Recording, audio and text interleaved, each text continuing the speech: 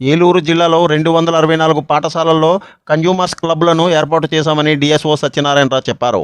వినియోగదారుల హక్కుల దినోత్సవం సందర్భంగా ఏలూరు జిల్లాలో 264 పాఠశాలల్లో ఈ క్లబ్లను ఏర్పాటు చేయడం జరిగిందని తెలిపారు. విద్యార్థులకు ఈ సందర్భంగా వ్యాసరచన పోటీలు నిర్వహించామని, ప్రథమ ద్వితీయ స్థానాలు సాధించిన వారికి ఈ సందర్భంగా బహుమతులు అందించినట్లు రాజు చెప్పారు. ఈ కార్యక్రమానికి ముఖ్య అతిథిగా హాజరైన జిల్లా జాయింట్ కలెక్టర్ లావణ్య మాట్లాడుతూ, వినియోగదారుల దినోత్సవం సందర్భంగా నిర్వహించిన పోటీలలో విద్యార్థులకు హక్కులపై అవగాహన పెంపొందుతుందని అన్నారు. జాతీయ వినియోగదారుల వారోత్సవాల ముగింపు సందర్భంగా జిల్లా పౌర సరఫరాల శాఖ ఆధ్వర్యంలో డిస్ట్రిక్ట్ సివిల్ సప్లై అధికారి సత్యనారాయణరాజు అధ్యక్షతన కలెక్టరేట్లో జరిగిన సమావేశంలో ఆమె మాట్లాడారు.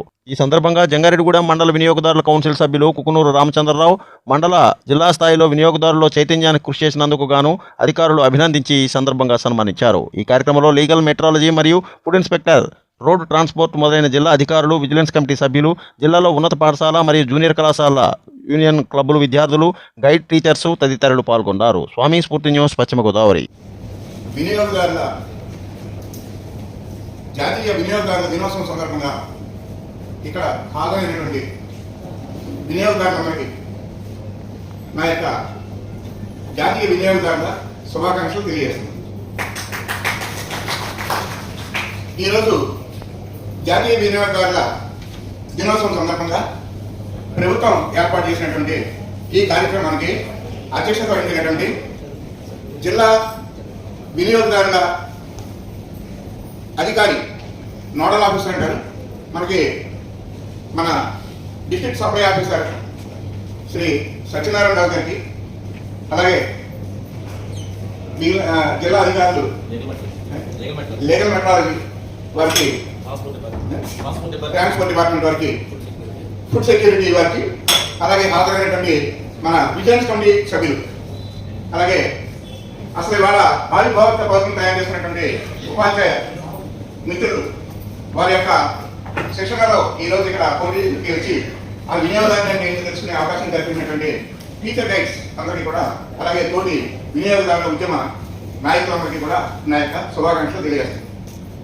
ఏలూరు జిల్లా జంగారెడ్డిగూడెం పట్టణంలోని గోకుల తిరుమల పారిజాతగిరిపై వేంచేసి ఉన్న శ్రీదేవి భూదేవి సమేత శ్రీ వెంకటేశ్వర స్వామి వారి దేవస్థానంలో బుధవారం నాడు హుండీ లెక్కింపు నిర్వహించారు.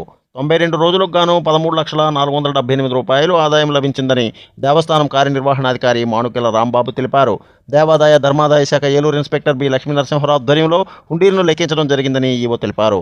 హుండీ లెక్కింపుకు ఏలూరు పదవి విరమణ చేసిన ఉపాధ్యాయులు, జంగారెడ్డిగూడెం సేవా సంఘం, ములగంపల్లి సేవా సంఘం, ఆలయ అభివృద్ధి కమిటీ సభ్యులు పాల్గొన్నారని ఈవో తెలిపారు.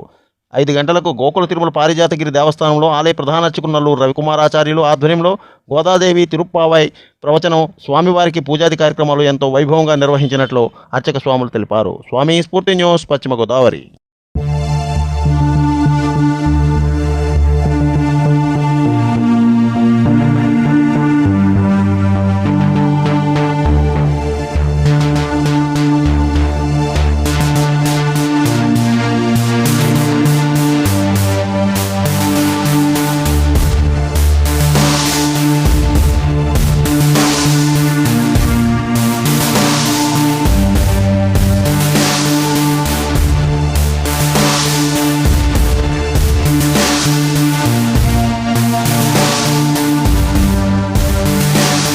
Please like, share, subscribe our channel.